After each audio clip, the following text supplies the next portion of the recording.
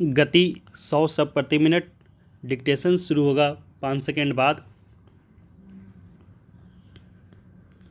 Ready, start.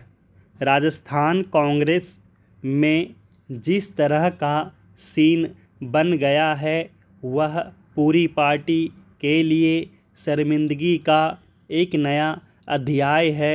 संभवतः कांग्रेस के हालिया इतिहास में यह पहला मौका है जब आलाकमान के निर्देश पर आए केंद्रीय ऑब्जर्वरों को इस तरह की अपमानजनक स्थिति से गुजरना पड़ा हो। हालांकि प्रदेश में अशोक गहलोत और सचिन पायलट के बीच 36 का आंकड़ा कोई नई बात नहीं।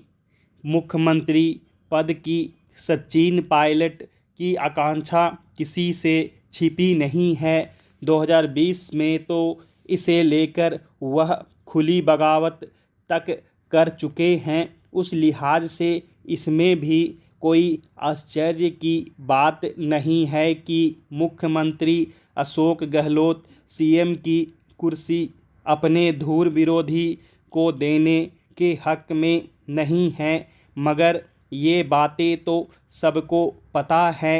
फिर आखिर वह कौन सी समझदारी थी जिसके तहत कांग्रेस के मौजूदा नेतृत्व ने गहलोत को पार्टी अध्यक्ष पद का चुनाव लड़ने के लिए मनाया। औपचारिक तौर पर भले सोनिया गांधी और राहुल गांधी कहे कि वे इस चुनाव में निरपेक्ष हैं, लेकिन सारे संकेत यही बता रहे हैं कि गहलोत को 10 जनपथ का आशीर्वाद हासिल था और 10 जनपथ को फिलहाल छोड़ भी दे तो गहलोत कैसे अध्यक्ष पद का प्रत्याशी बनने को तैयार हो गए।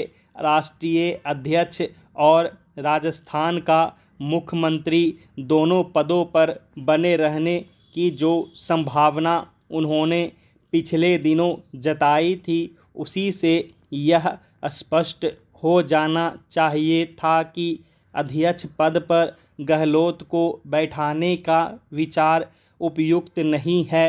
लेकिन खुद गहलोत ने उस बयान से दूरी दिखाने के बाद जयपुर में जिस तरह का बवाल होने दिया उससे प्रदेश कांग्रेस के सत्ता समीकरण में उन्हें जो भी तात्कालिक नफ़ा नुकसान हो, पार्टी के अंदर और बाहर एक वरिष्ठ नेता के रूप में उनकी छवि बुरी तरह प्रभावित हुई है।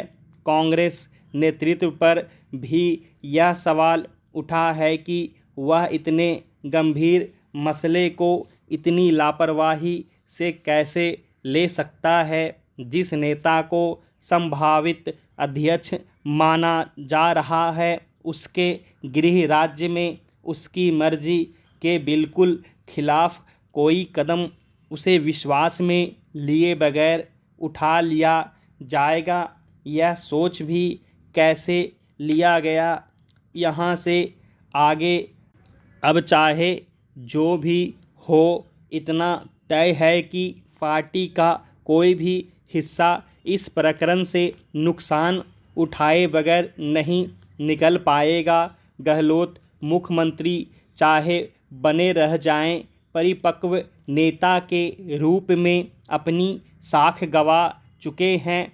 अध्यक्ष पद की दौड़ से तो खैर वह बाहर हो ही गए हैं। सचिन पायलट के पास समर्थक विधायकों की संख्या बहुत कम है, यह एक बार फिर जाहिर हो चुका है।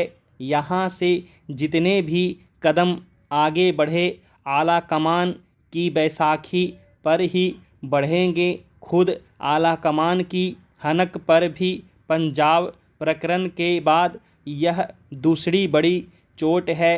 अपनी मनवा ले जाए तब भी उसकी पुरानी हनक तो तुरंत नहीं आने वाली। हिंदुओं पर हमलों का किसी की चिंता का विषय न बनना डराता है। यह बताता है कि अंतर्राष्ट्रीय मीडिया एवं संस्थानों की मानसिकता आज भी कैसी बनी हुई है।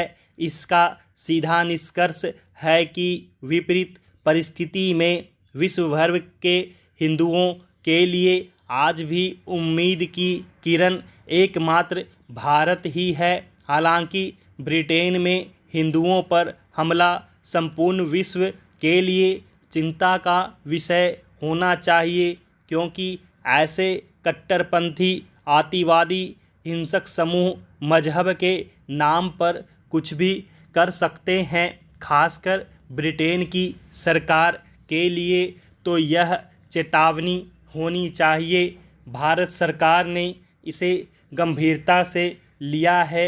विदेश मंत्रालय की ओर से हिंदुओं पर हमले रोकने की अपील वाला बयान भी जारी किया गया है। इसके पहले ब्रिटेन में भारतीय उच्चायोग ने भी वहां प्रशासन से इस मामले में संपर्क किया था। मीडिया के एक वर्ग ने लिखा है कि एशिया कप में भारत पाकिस्तान क्रिकेट मैच के बाद ये दंगे हुए। सतही तौर पर देखने से ऐसा लगता भी है कि पाकिस्तान की हार से गुस्साए उनके समर्थकों ने हिंसा की, लेकिन कई ऐसी बातें हैं जो इस थियरी को संदिग्ध बताती हैं।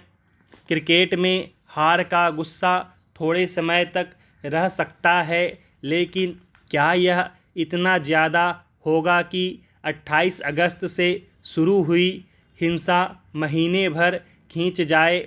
अगर गुस्सा क्रिकेट को लेकर है तो फिर मंदिरों या जिन घरों में के बाहर हिंदू धर्म की कोई आकृति हो, उन्हें निशाना बनाने का क्या औचित्य हो सकता है।